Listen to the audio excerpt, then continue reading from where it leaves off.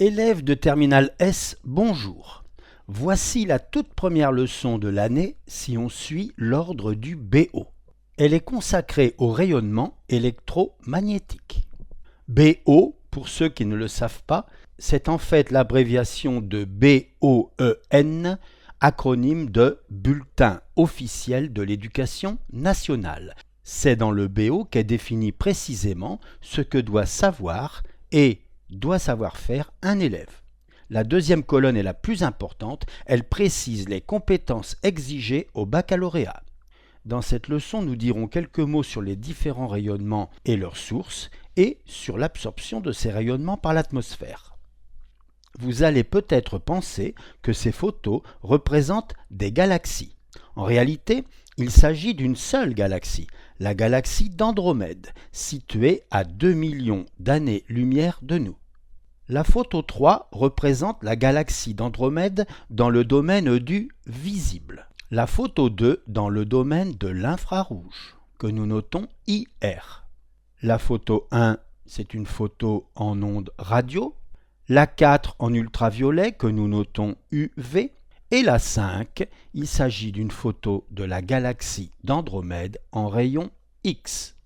Ce que nous venons d'observer pour la galaxie d'Andromède, nous pouvons l'observer pour toutes les galaxies. Cela signifie que nous recevons une grande quantité de rayonnement en provenance de l'univers.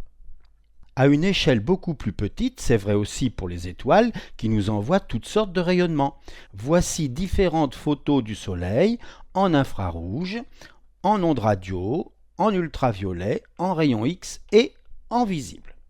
Si vous pensez que le Soleil en lumière visible n'est pas comme vous avez l'habitude de le voir, c'est parce qu'on utilise un filtre très absorbant pour ne pas être ébloui. Les rayonnements que l'on vient d'évoquer sont tous de même nature. Ce sont des ondes électromagnétiques qui ne diffèrent entre elles que par la longueur d'onde lambda. Voici donc un axe gradué en longueur d'onde. Cette échelle n'est pas linéaire, il s'agit d'une échelle logarithmique. Vous aurez l'occasion cette année d'étudier les logarithmes et nous utiliserons souvent ce type d'échelle. Nous restreignons notre étude aux valeurs de lambda allant de environ 10 puissance moins 12 mètres jusqu'à peu près 10 puissance plus 2 mètres, ce qui constitue un domaine très vaste. Cet ensemble de valeurs est découpé en domaines que nous repérons avec les lettres A, B, C, D, E, F. Chaque domaine correspond à un type de récepteur particulier. Par exemple, commençons par le domaine étroit A. Le récepteur capable de détecter ce rayonnement est l'œil humain. Ce domaine est appelé visible. Comme il est très étroit, nous pouvons le zoomer. Notre œil voit les ondes électromagnétiques dont la longueur d'onde varie de 400 nanomètres pour le violet à peu près jusqu'à 800 nanomètres pour le rouge à peu près. Le domaine D est celui des ultraviolets. Le domaine E, il s'agit des infrarouges. Domaine F, ce sont les ondes radio. Domaine C, les rayons X. Et domaine B, les rayons gamma. Pour information, les spécialistes de l'infrarouge redécoupent leur domaine en proche infrarouge, infrarouge moyen et infrarouge lointain. Même chose pour les spécialistes de l'ultraviolet qui peuvent découper en proche UV, UV moyen, UV lointain et UV extrême. Même chose en rayon X avec les rayons X mou et X dur et gamma mou et dur qui se trouvent vers la gauche mais qui ne sont pas représentés. De l'autre côté, le domaine des ondes radio peut être découpé en haute fréquence extrême, super haute fréquence, ultra haute fréquence, très haute fréquence, fréquence moyenne et basse fréquence, etc. puisque ça continue en fait vers la droite. Il existe plusieurs découpages selon les spécialistes, je vous en ai montré un parmi d'autres. Remarquez que nous avons un axe gradué en longueur d'onde et que nous parlons de fréquence. Il y a donc un rapport entre les deux, ce que nous étudierons dans une prochaine leçon. Par exemple, les hautes fréquences HF sont aussi ce qu'on appelle les ondes courtes. Les fréquences moyennes, MF sont aussi ce qu'on appelle les petites ondes, PO, et les basses fréquences, ce sont les grandes ondes, GO. Vous avez peut-être déjà vu ça sur des récepteurs radio. Voici la correspondance entre longueur d'onde et fréquence. Regardez les axes qui pointent dans des directions opposées. Plus lambda augmente et plus la fréquence diminue et inversement. Voici les domaines que l'on vient d'étudier. Les sources de rayonnement dans l'univers sont très grossièrement les étoiles qui émettent principalement en UV visible et infrarouge, les planètes qui émettent beaucoup dans l'infrarouge, les pulsars qui sont des objets étranges qui émettent en ondes radio et en rayons X, et les supernovas qui émettent en gamma et en rayons X, qui sont des étoiles qui viennent d'exploser. Dans la vie quotidienne, la source d'ondes visible la plus connue, c'est la simple lampe.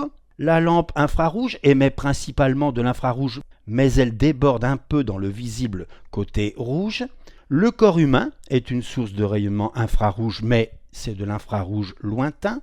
L'appareil que vous connaissez bien, micro-ondes, est un émetteur d'ondes radio, de même que le smartphone. Il s'agit ici de SHF en réalité. Ici, il s'agit d'une antenne réceptrice de télévision qui fonctionne en UHF et VHF. De l'autre côté du visible, la lampe UV déborde un peu dans le visible côté violet-bleu. Le scanner utilisé en médecine est une source de rayons X mous. Les rayons X durs sont utilisés pour faire des radiographies. Les sources de rayonnement gamma sont les atomes radioactifs. Si nous voulons observer les différents rayonnements qui proviennent de l'univers, nous devons tenir compte d'un obstacle gênant, l'atmosphère. En effet, nous observons ici le graphe qui donne le pourcentage d'absorption du rayonnement en fonction de la longueur d'onde. Réintroduisons le découpage, puis le sol, l'atmosphère dense près du sol et qui se raréfie en altitude, puis le vide. Il est impossible d'observer le ciel dans le domaine des rayons gamma à partir du sol, puisque l'atmosphère absorbe 100% de ce rayonnement. Le satellite Fermi s'affranchit de l'atmosphère, recueille les signaux gamma et transmet ensuite ces informations au sol via des ondes qui ne sont pas, elles, gênées par l'atmosphère. Nous pouvons dire la même chose avec les rayons X qui sont 100% absorbés et le satellite Chandra spécialisé dans l'observation du ciel en rayons X. Nous pouvons dire également la même chose pour le satellite Galex spécialisé dans l'observation du ciel en ultraviolet. Continuons avec les domaines 100% absorbés. Le satellite Herschel permet d'observer les signaux infrarouges lointains provenant de l'univers. Les ondes radio de longueur d'onde environ 1 cm, c'est-à-dire ici, ne sont pas 100% absorbées, mais l'absorption est encore importante et il est encore nécessaire d'utiliser un satellite. Planck est spécialisé dans ce domaine. Dans le domaine radio, de 10 cm à 10 mètres environ, l'absorption de l'atmosphère est nulle. Il est donc inutile d'installer un satellite coûteux. L'observation se fait à partir de radiotélescopes installés au sol. Les ondes visibles ne sont presque pas absorbées. Regardez, vous avez très peu d'absorption. Toutefois, l'absorption n'est pas nulle. Comme la partie de l'atmosphère qui absorbe le plus est la partie la plus dense, donc la plus basse, les télescopes sont installés en altitude.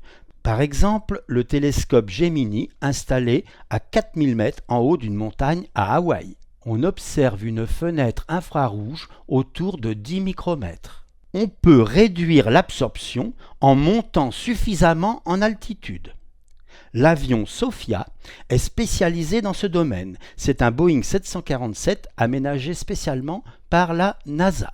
Même si les ondes visibles sont observables depuis le haut des montagnes, il existe d'autres problèmes dus à l'atmosphère.